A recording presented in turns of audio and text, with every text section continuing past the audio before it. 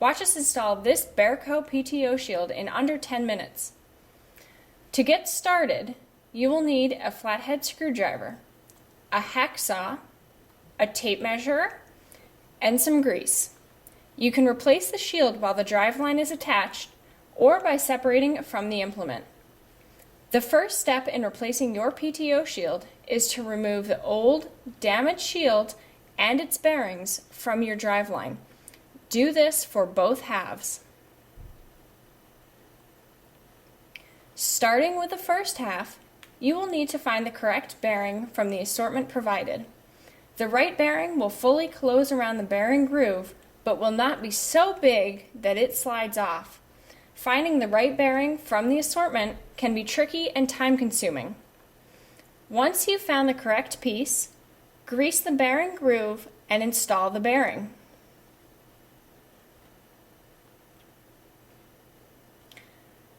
Measure the first half of the driveline from the bearing groove to the end.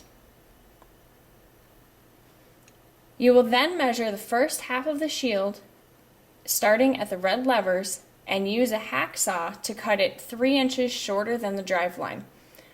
Cutting the shield shorter allows you to see the ends of the driveline once you are finished installing the shield and are putting the two halves back together.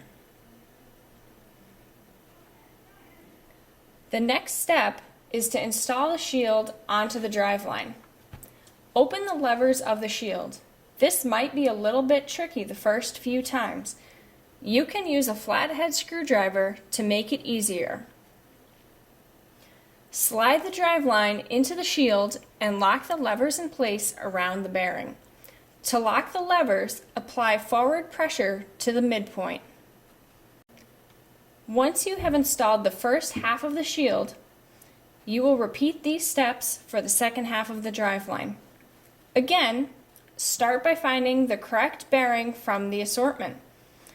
Grease the bearing groove and install the bearing.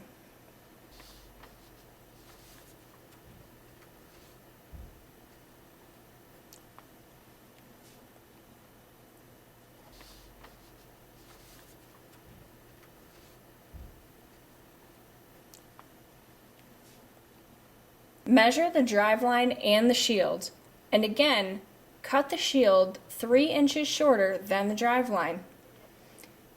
In some cases, like this one, you might get lucky and not need to trim the shield.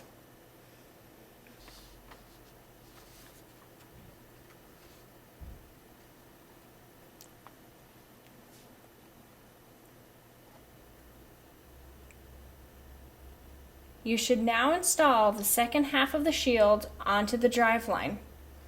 Once that's completed, you can slide the two halves together.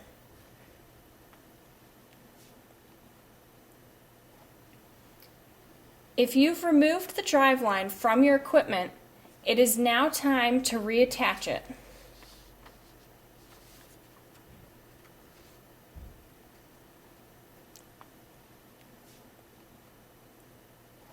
If you need to perform maintenance on your driveline, simply open the levers and pull the shield back. There is no need to completely remove the shield. Once you've completed installation, check to make sure the shield is installed properly. The shield should rotate freely around the driveline, and it should not pull back from the bearings while the levers are locked.